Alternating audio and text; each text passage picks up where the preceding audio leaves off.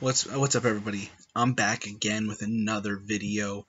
Today's video is going to be titled "The Good, the Bad, and the Ugly" of the 2018 free agency. Now, what I'm doing is I'm not gonna go through every single pick, every single trade, or anything like that. I'm gonna, or every single free agent signing. I'm gonna go through it, pass through a few of them, the better choices and things like that, and really just go and give my true opinion on, how I feel about, um, you know, what choices were made and what trades and free agent signings and things like that. Let's get into this. So, first things first. The Wilson Chandler trade I truly liked. I thought it was a great choice, especially getting 2 second rounders out of it. Well, sorry, 1 second rounder and the ability to swap another second rounder was perfect. I mean, you gave, you're paying his salary, which gets his salary off the books for Denver. It's perfect, and he's going to help out so well with that team, with Philly. I really liked the Oklahoma City Thunder trading for Hamidou Diallo because they needed somebody of his caliber to really step in and get the job done, just to do what's truly needed. The next one, like I said, I'm not going to go through all of these. The Jeremy Lin deal is what it is. Atlanta got a little too much out of it, if you ask me. Yeah, you gave up a 2020 second rounder and you get a 2025 and a 2023 second rounder, whatever. The Kenneth Faried deal was reasonably good. He, in my opinion, though, is not worth a first rounder, whether or not it's gonna fall or not, whatever. But especially for just Isaiah Whitehead, I don't think that that was a little too much. Brooklyn kind of, was sly about that, but I never would have agreed to that deal if a first rounder was involved. I would rather 2 second rounders, but that's just me. The DeMar DeRozan Kawhi Leonard deal was a little hard at first to really decide truly what really was going on. But I understand both sides. I understand, DeMar really, didn't want to leave, but it is what it is, and Kawhi wanted out, and, taking Danny Green with him, it's even better.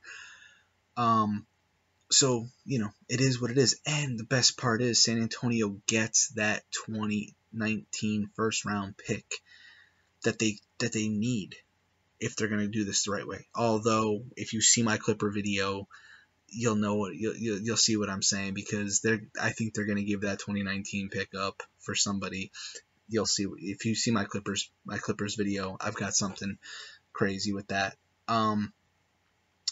Now, a lot of this is just bullshit picks. The Carmelo Anthony trade was crazy, especially because Oklahoma City gets Dennis Schroeder out of the deal, which, when you think about it, you have somebody not only to run your secondary team, your bench team, you now can slot him in at the 2 guard alongside Russ and do something incredible that will never be seen, that people are going to be flipping out about. And that's the crazy part about it. And then the other deal that just recently happened, which, again, another deal that to me makes no sense. I think it's just Ryan McDonough's way of just saying, fire me now, I don't know what I'm doing. I'm happy he got Marquese Chriss off the books, but he could have gotten a lot better of a deal for Marquese Chriss and Brandon Knight. He could have gotten a lot better deal than DeAnthony Melton and Ryan Anderson. Especially no pick was involved. Does Ryan McDonough even want to stay past this year? There was no pick involved. Granted, I get Houston doesn't have a pick for the next year or two or whatever, I would have taken a pick in 2090 for all the fuck I care. A pick in 3002 for all the fuck I care. I would have wanted a first round pick if I'm giving you a good point, a good guard, switchable guard who can play the 1 and the 2, and if I'm giving you a power forward, I'm not saying he's a good power forward, but he's a body. If I'm giving you that so you can save money, I want a pick. But again, this is Ryan McDonough saying, this is Ryan McDonough not giving a shit, not caring, not a care in the world, but it is what it is. Now, some of the free agent choices were pretty weird too, in my opinion. I liked DeMarcus Cousins going to the Golden State Warriors. I do know everybody's like, oh, well, they're just overloading their team and they're just, trying to get everybody. It's DeMarcus Cousins' way of saying, it's him taking a break for a year and saying, let me prove myself and, see what happens. And basically, he's not going to play every single minute. They're going to put him like they did JaVale McGee, and they're going to take their time. Tyreke Evans is going to an Indiana Pacers team that's going to be a stud team, and I said it in one of my other videos: Indiana, Toronto, Eastern Conference Finals. It's going to be that good. Paul George staying with Oklahoma City, I really thought that was amazing. I totally agreed with him doing that.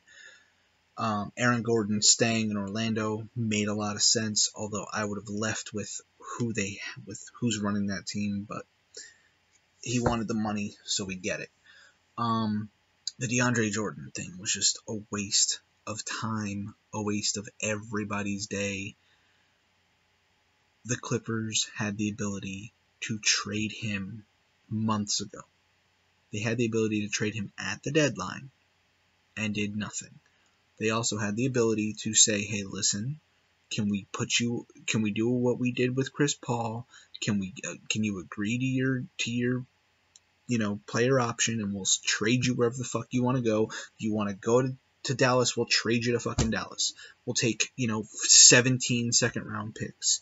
We'll take, the worst fucking player they have. We'll take Harrison fucking Barnes for all the fuck we care. We want, it is what it is. I really like Oklahoma City picking up Nerlens Noel. This is a redemption thing for him, I think. I think it's a really good choice for them to pick him up, to really have that ability of, hey, let's see what happens. Let's do this the right way. And I think he's going to blow up this year. He's going to prove himself. He's going to show what he's worth, and a team next year is going to sign him to a really good deal. It's not going to be the best deal, but it's going to be something. It's going to be a very, good deal where he's one of the main guys on the team, and that's how it's going to be. We saw KD staying. Zach LaVine we saw staying because of his injury. Chris Paul stayed for whatever reasons. Will Barton stayed. Denver's going to be a reasonably good team. Avery Bradley stayed, but could have left and should have left, but I would trade him at the when he's available to be traded in January. Right before the deadline, I'd trade him. Whoever wants him, take him at that point. We all saw Jokic staying. It's just, BS. JaVale McGee, Lance Stevenson, Kentavious Caldwell-Pope, Rajon Rondo, all going to the Lakers. Don't even get me started on that. I'll get into that in a few minutes. I've got something to say about that. Dwight going to Washington was fucking perfect. I think that's another thing of redemption. He's going to go there and be like, all right, this is my team now. Let's get this done. Let's do it. Let's do what needs to be done. And it's like that. It's a lot of these picks are just, reasonably whatever. But the thing with the Lakers, now, when it comes to the Lakers, I did not agree with a lot of their free agent signings. My thing is this. I get LeBron wants to bring a title to LA. First off, in 3 years' time, he barely will. I don't think he's even going to bring a title in 3 years. I don't think they're going to get anybody next year in 2019. I don't think they're going to get any superstars. They're going to get a couple of, JaVale McGee's and whatever else. They're going to get a couple of random guys, but they're not going to get anybody big and, superstar level guy. Nobody's going to want to join you. So instead, you get Kentavious Caldwell-Pope, who is good, but is he going to get you to that next level? You also bring in Rajon Rondo, who hasn't played well in years. You also bring in Lance Stevenson, who can't stand you, LeBron. Plus, you bring in JaVale McGee, who, yes, I get he's coming off of 2 titles, but can he work alongside LeBron James? That is the question that no one seems to be noticing, is the fact that can any of these guys work well alongside LeBron? I think the Lakers are going to not do anything. They're going to make the playoffs 1 year out of the 4 years or whatever he signed for. He signed for 3 years, 4th year is a player option. I think by year 3, he will be fed up and be out. Faster than you can say what the actual fuck. And that is the thing about it. I think that he made a mistake going there. I think that there's many other teams he could have went to. And I don't want to say it's just truly a mistake that he went there. It's not. It was a good idea to go to the Lakers, but the Lakers could have made better choices the last couple of years. Brandon Ingram is not going to help that well. The only one that's really going to be helping is Lonzo. And Lonzo can't do it by himself, nor can LeBron. And those two combined can still get you close to the 8th seed, but I don't see them making the playoffs with the fact that you have 8 or 9 good teams in the West. Right now, you have, let me pull it right now, because I doubt